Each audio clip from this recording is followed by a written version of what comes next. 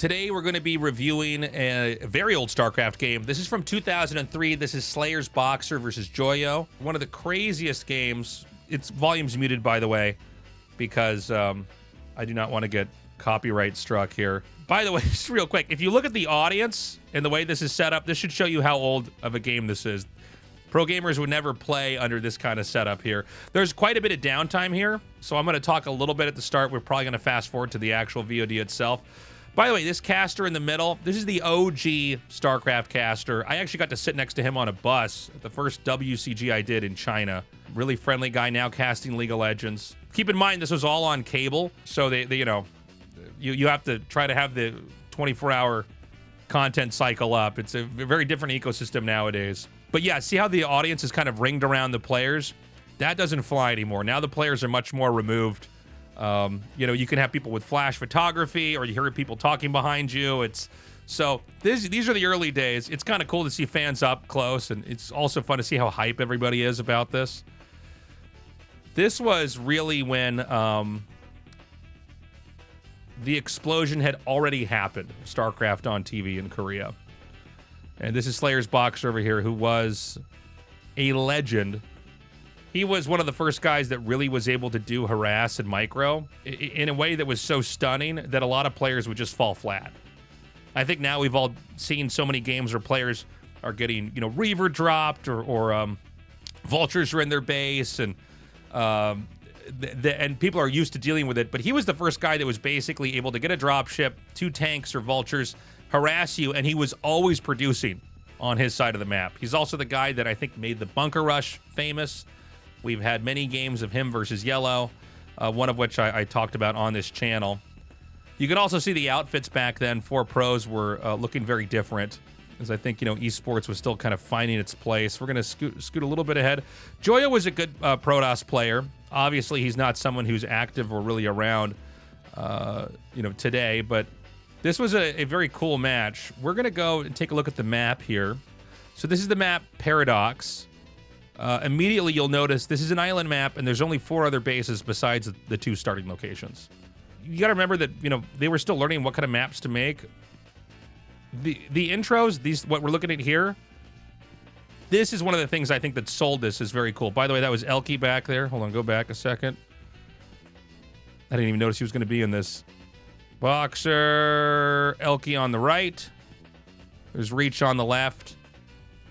But these intros, I think, really sold StarCraft as a cool thing. And there's actually, if you go on YouTube, you can look through all of the Star League videos and how crazy they were, and really ahead of their time. So I think we're going to be ready to hop into this match here. So yeah, this is on an island map.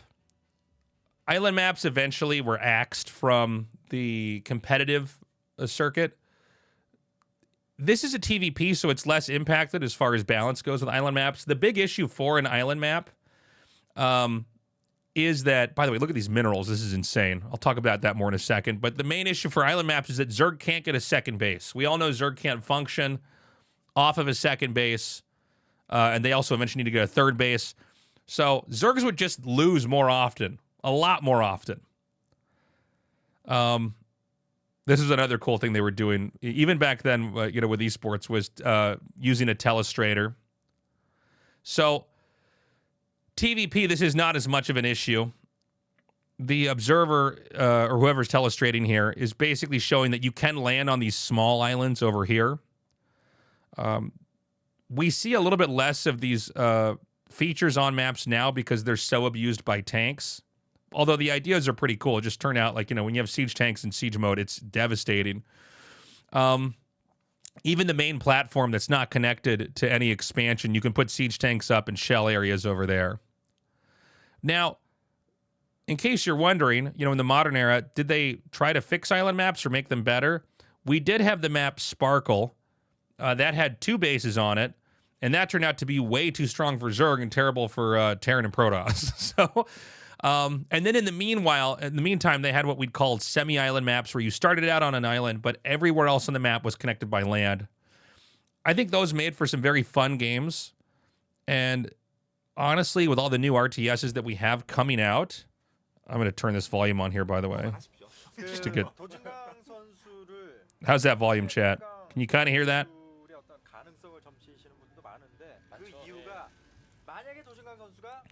So you can barely hear it. I'll turn up a little bit. I don't want it to overpower me. I think with these new RTSs coming out, they should have some island maps out there. I think that island maps allow us to understand the game in new ways, find out if it's balanced or fair. Who knows? With some of these new RTS games, maybe all the maps should be island maps. I don't know.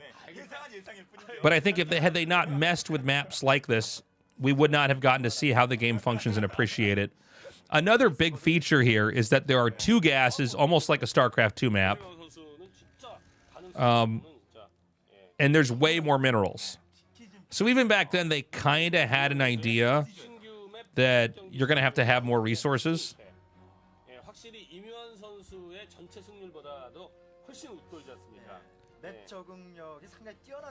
Now, remember, Brood War came out 1999. So, you know, even though this is early StarCraft, we were very familiar with all the Brood War units like Corsairs. Corsairs really not used in island maps in the early days in this matchup, although we did see them in some of the experimental island maps we used later on in ASL, so I don't know what the true proper island map meta is. But yeah, this was an exciting time. People were really hype about StarCraft. It was continuing to grow. I believe at this point in time they had a second TV station up. So there was On GameNet, then there was NBC Games. You got to remember, too, back then, the Koreans really understood how to put games on TV. This was around the same time that G4 was on in America. And if you look at G4, it was like, I guess, game adjacent. They were not very interested in putting a lot of just putting the game on TV and letting it speak for itself. When I did a lot of the early stuff in my career, especially with Korea, especially with European or American production companies, they were always a little bit weirded out by just having the game on that people are going to watch it for. It's like they felt like they had to either add more or bring, I guess what they'd say, more personality to it. When in reality, I think, and we all know this to be true now with Twitch, people were fine just watching two good players play the game. I remember being a kid and watching stuff like this and thinking, why are they not putting this on G4? Why is this not being put on TV? This is so good. And every kid from school that I would show this to would be blown away and think this is the coolest thing ever. And it really does show you how game entertainment was just very out of touch with the people that played games at the time. So back at this point in time, it was believed maybe Protos is the strongest on island maps overall.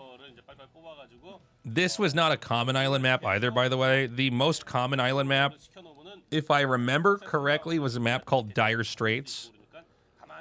And that was like a map with just a ton of islands. You were like basically sitting in a big body of water. And that made for some interesting games. I have a lot of fond memories of playing on that. But, eventually these all got kind of phased out as players would complain, especially when you have money on the line. You know, if you're like spending your entire life at that point in time trying to make a living and you have to pick a specific race and then you get boned because of a map, it's pretty rough. But TVP, this is a very doable matchup on both sides. Goliath's become extremely strong, especially because of the missile range upgrade. By the way, Brood War feature, the Goliath range upgrade, that was not there in StarCraft original. Oh, Maddox says this is maybe the first full island map for OSL. I think you might be right. So Goliaths, with their range, can gun down shuttles almost immediately. Keep in mind, drop ships are very fast by default. Protoss can upgrade their shuttles to be fast.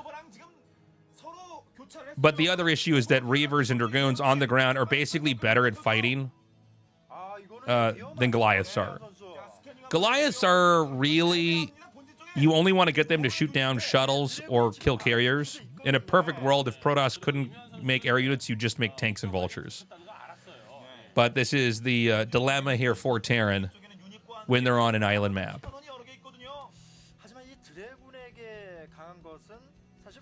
One other thing to note was that we never really had people playing under this type of pressure in games before. And in my own experience, just meeting pros from the very early days, it did seem like you had to be like the extremely confident players who were well adjusted seemed to do very well in these environments. Super nerdy or super shy people did not seem to thrive in these atmospheres. These were also a lot of personalities that were very telegenic. So good in interviews, funny, confident. So on this map, there's only 4 expansions.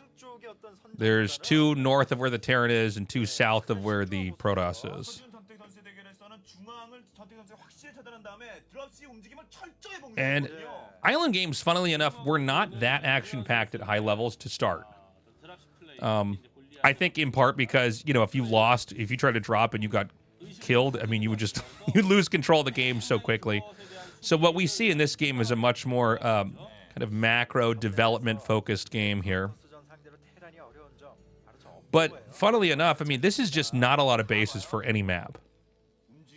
Like, if you think of all the StarCraft 1 games you've ever followed in any kind of serious competitive format, a total of 6 mineable bases and really only 4 possible locations to expand to is pretty small. Another thing this map also does not have that we usually see on maps with limited expansions is some kind of a shared location in the middle to fight over.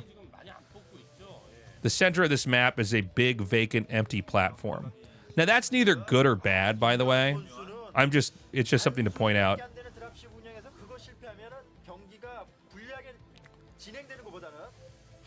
And so we're seeing both sides here expand. Even though Terran can lift a command center and float it somewhere quickly, realistically, Terran expand a little bit slower than Protoss on island maps. And it looks like now we're going to have the first big drop come in here. So, just for my own personal enjoyment, guys, I don't pre-watch these games. I just find it more fun to kind of experience it with you guys as we go through it. Look at the number of cannons, by the way, at Joyo's base. He's very aware that all he has to do is stop a Goliath drop. Now, again, like we said earlier, Goliaths, they're great against carriers. They're great against shuttles. They're not amazing against Zealot Dragoon. Zealot Dragoon are just better at fighting. I'd also be curious. Excuse me, guys. I'm dying over here. I'd be curious to see what the soundproofing was like on these headsets. It feels like, just looking from the player's perspective, there's probably a lot of distractions. The PCs are kind of pointed at the audience with people behind them. Monitors were more reflective back then. So it was like a very different time. There was a period where they tried to build soundproof booths, and I think those kind of worked. I got to sit in a couple of those when I was working at events. But now they just pump what's called brown noise or white noise or pink noise into the headset. And then they have this kind of this noise-canceling headset you put on top of that. I did have the experience of actually playing with one of those at Tasis LAN Party 2 versus Scarlet. And it is you can't hear anything. You have no idea what the casters are saying. So unsurprisingly, Protoss is going to tech into carriers. This is one of the things that was even obvious in a game as complicated as StarCraft all the way back in the early years, was if you get enough carriers, it's very hard to lose the game.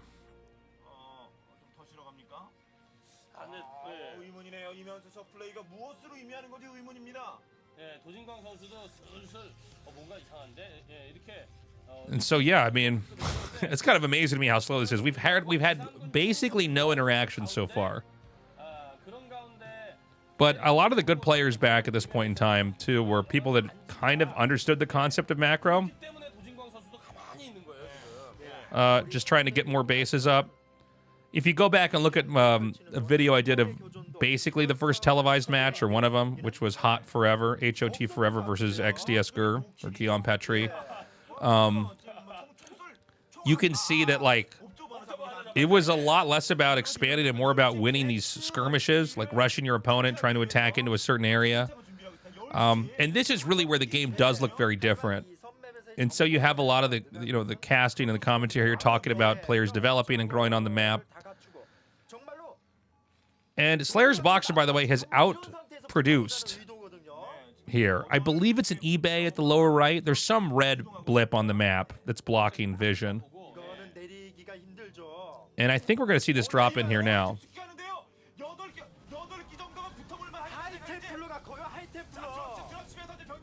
So this is just an absurd number of Goliaths.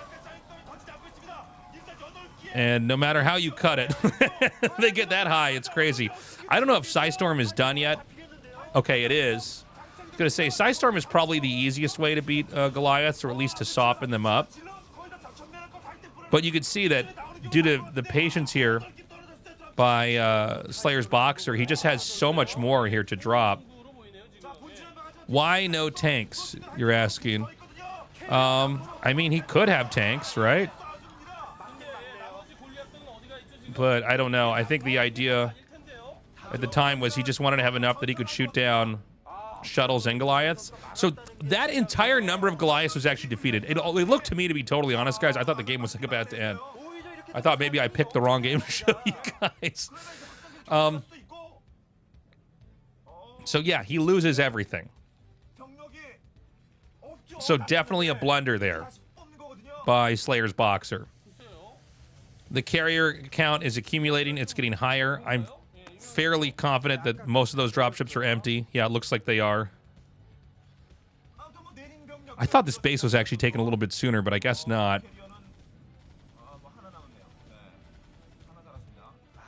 So we're up to 4 carriers. Now, 4 carriers generally is where they start to actually become a threat. 1 or 2 carriers almost doesn't do anything. It's actually kind of hilarious. And this is 4 carriers on 2 bases. Now that's great, but the problem is that 4 carriers you can't really attack with, and Slayer's Boxer's got a 3rd base.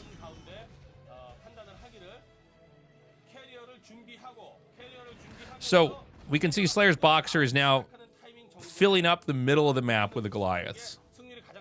Now again, this center part of the map is not connected anywhere. And now we're going to see why Goliaths are popular on these island maps, is because you can just gun down shuttles so quickly.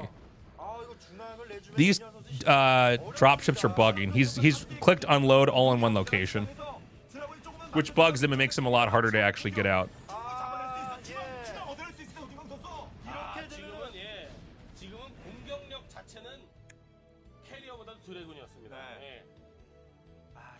How does Yamato cannon battlecruisers hold up versus carriers? Not good. To get battlecruisers, you'd be so behind from when they would have their carriers that it's almost like, it's just like not even a thing. At least in like modern theory, right? Now here we see the issue that you're going to run into with carriers on the high ground over here. These bases are extremely punishable. Here comes a big Goliath drop. He's actually targeting the drop ships over here.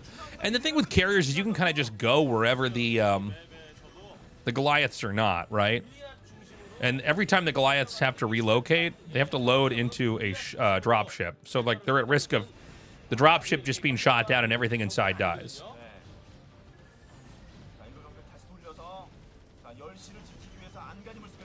Now, again, keep in mind that there is no 3rd base for Protos yet.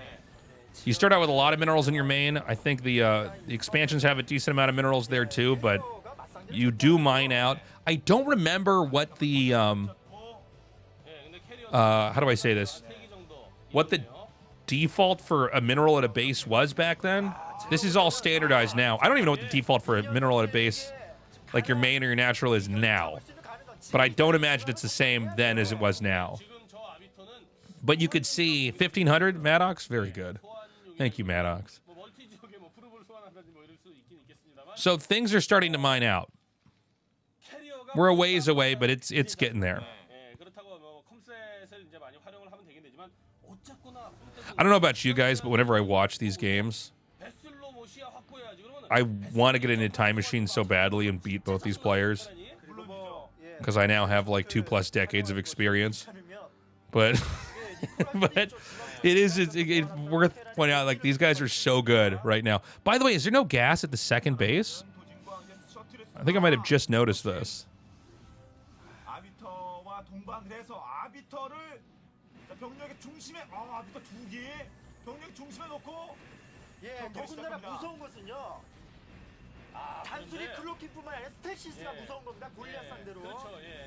So immediately it's clear some of the problems Terrans are going to run into, especially with Math's Goliath. When you have Dragoons on the high ground like this, you'll see that a lot of maps don't allow for positions where a ledge can just be abused like this, but almost all the maps had something like that. I think map makers back then had a great idea, and that, like, oh, strategically you could put a tank or a Dragoon up here, and then they'd have to fight and protect that. Yeah, except that when you get really good players, that's all that happens. And it becomes really difficult to ever hold a base.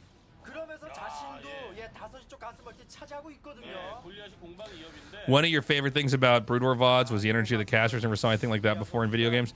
Yeah, they were hype, man. I remember when I first got my job at GOM TV, I did everything in my power to try to be as hype as possible, so they would at least think I sounded like a Korean caster. Try to bring that energy level. By the way, I don't think we've shown it on screen here, but the bottom right base has been taken here. It's been captured by Joyo. Yeah, my vocal cords are getting blown out there. I took voice lessons, and now I don't lose my voice anymore, but that was a problem. It didn't really matter when I was doing StarCraft 1 in my early casting days, because, like, I only casted once a week. And so, you know, a week you can recover. But then when StarCraft 2 came out, I started to really blow my vocals out everywhere because I was casting all the time. That's when I had to figure out how to properly project my voice. Yeah, like singing lessons, chat. I'm sorry. This is such a blurry mini-map. I thought that there was actually a full-on base here. There's not.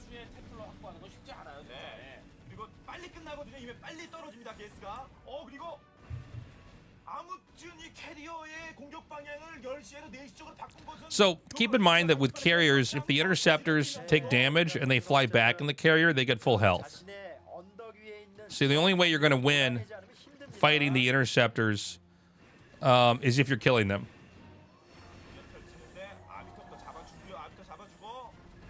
And really what we're seeing here is carriers not dying. Maybe one or two are shot down here or there.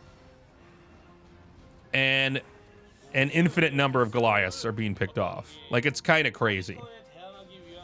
So this is looking really bad. I mean, we've basically been watching Terran lose from this perspective for a long time. SCVs killed. Goliaths drop ships down. And now it looks like we're going to see the first attempt to move into the Terran's turf. Has Riot ever offered me a job? I feel like Protos is from those. I was offered a job several times for League of Legends here, but I just don't really. I don't know. League of Legends is not my cup of tea. It's a good game.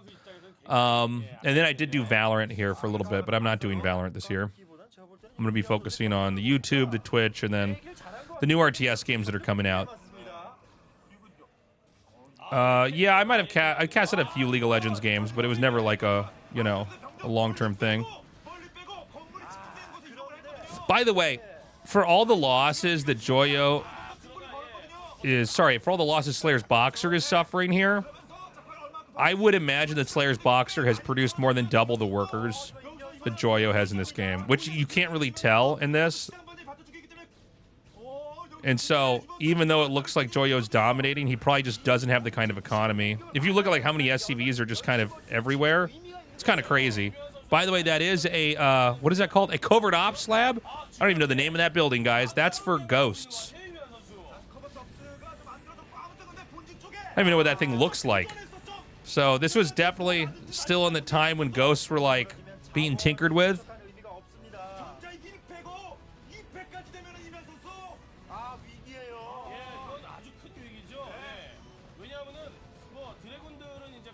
Did I ever do any Age of Empires? No, I got a lot of respect for it, but you know, I'm in Seoul, right? So this is kind of StarCraft territory. So yeah, lockdown was still an idea that people were, you know, experimenting with. We now know that lockdown basically isn't that good. Maybe we'll see it again in some capacity. Just like we've seen ghosts with nuke occasionally used, like against Zerg. But yeah, just turns out it's not that viable. But to this day, you'll still have newbies ask you, you know, what about ghosts? What about lockdown? All that stuff.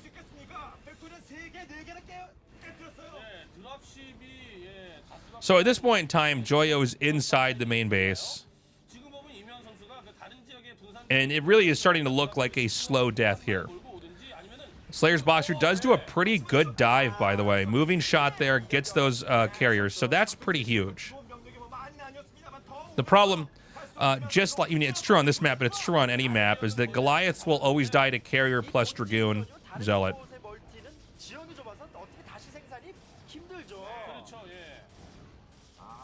Yeah, Maddox, if you want to send me that game, we can review that on the channel as well. So look, the main and the natural are mined out. They're what looks like 8 SCVs mining at the third base. Protos is on 3 bases. Keep in mind the third base was taken late here for Joyo, which means that there's a lot of minerals to mine from it. How do Wraiths do in this game? So you can go for Wraiths versus Carriers if you can surprise them. And if you get Cloak and shoot down their Observer.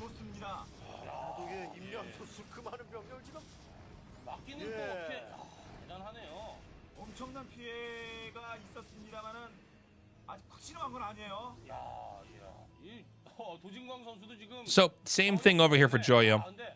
Main and the natural are mined out. The Carriers have been, the count has been thinned out. I think it might there might not be any Carriers on the map right now.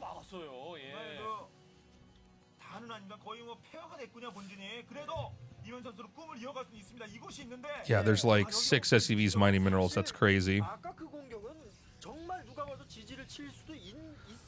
So Joyo is now going to try to bombard this island base over here.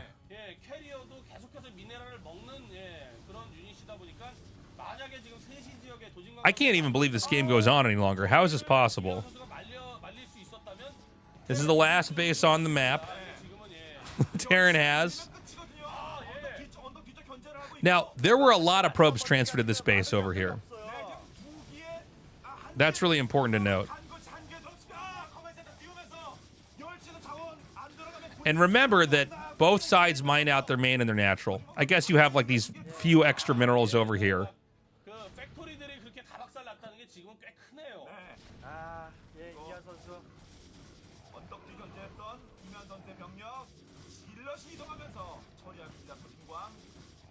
So the question that we actually can't answer right now in any specific way is how many minerals are in the bank for both sides? It doesn't look like Joyo has a lot, right? I think if he did, he'd be making Carriers, and he's not. How many does Slayer's Boxer have? I don't see his factories lighting up.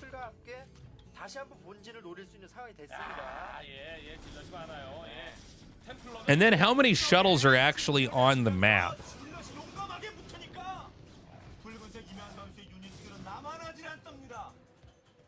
And now we're getting to what I think is a really interesting position.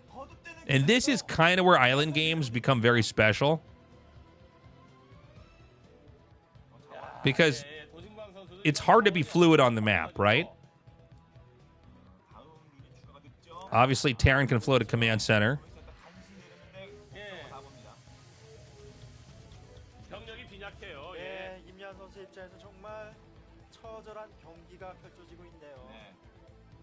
Protos is mining again, but it seems like the bulk of the army is in the middle. And again, this center part of the map, it's kind of like isolated.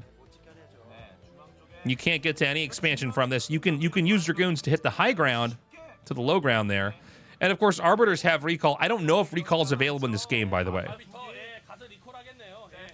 You got to keep in mind that, like, when the first couple big recalls happen. Okay, here we go. It does happen. I wasn't sure if we were going to see it or not.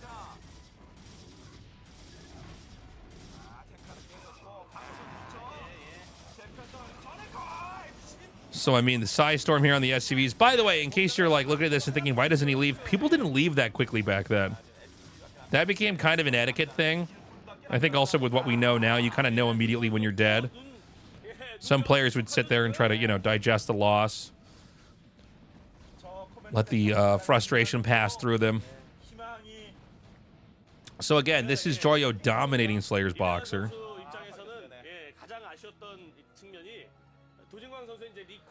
He's still now mining from that base. He has been for a while.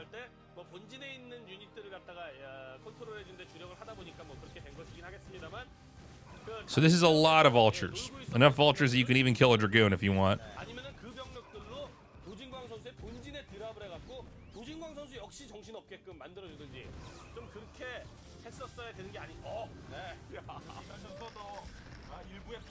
I am actually so confused how this game goes on for any longer. I'm glad I didn't watch this game ahead of time. I'm looking at this and I'm like, what are we even doing in this game anymore? So he's unloaded more vultures over here.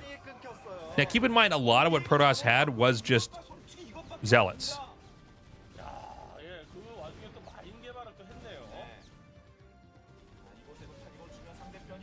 Oh my god, the cannon's gonna barely not kill that Goliath.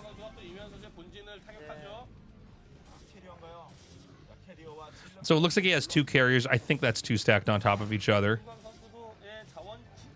And this game is gotten down to a crawl, by the way. So there's still a couple of those minerals in the main. I'm sure we've all had that experience when we're playing a game and we think we're screwed and we're like, oh, there's like 1 or 2 patches over at a base that I stopped mining from, but they're still there. I can try that. Now, again, all the workers were killed there. How many workers does the Protoss actually have? Psystorm's being used here, but now, oh, and shuttle goes down. Thank you, IKEA, for the sub. Appreciate it, man. So it's easy to forget, but an Arbiter actually does attack. It attacks at the same speed as a probe. It's the same damage, too. 5 damage.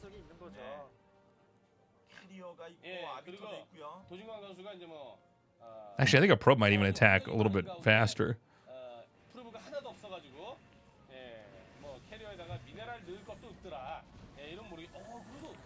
And so suddenly we're in a situation where Joyo may have been a little bit too cavalier with the few remaining units that he had.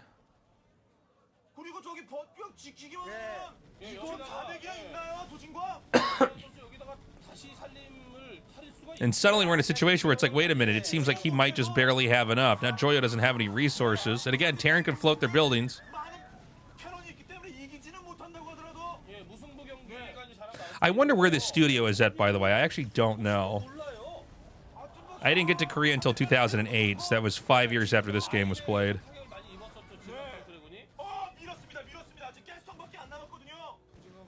This was in Gangnam? Now remember, interceptors cost money.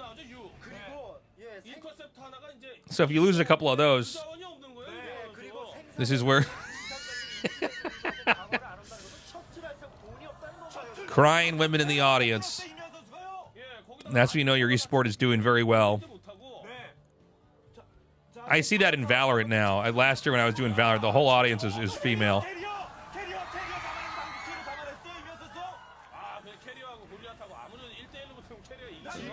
This is production, remembering that they have an in-game thing they can capture. We got to use that before this game ends. No, I'm not joking, Drip King. A lot of the biggest esports, when they're doing the best, the audience becomes female, all female.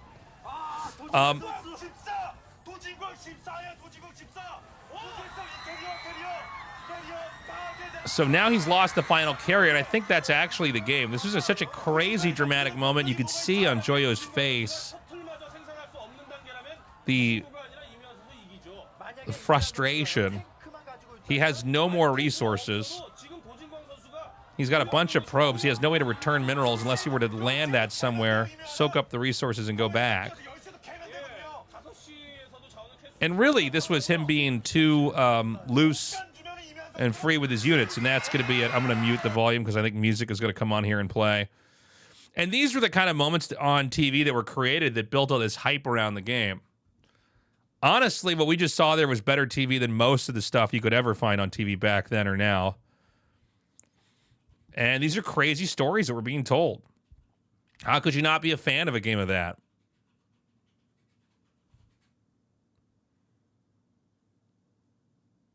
Great TV.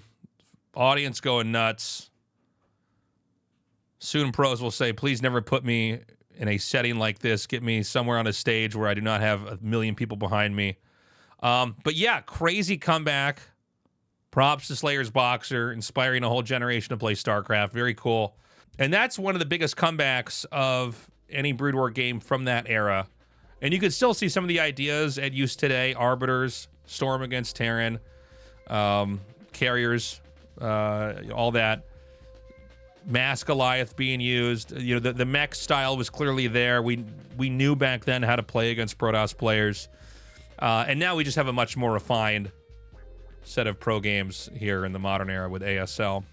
Anyways, guys, thank you so much for watching. I hope you enjoyed that little foray into some StarCraft history. Let me know what you thought about that game in the comments. If you have a game you'd like me to review on my channel, please let me know. Go to tastelessthreads.com. We got a bunch of cool merch over there. I'm sure you'll find something that you like. Have a good one, and I hope to see you in a future video. Bye-bye.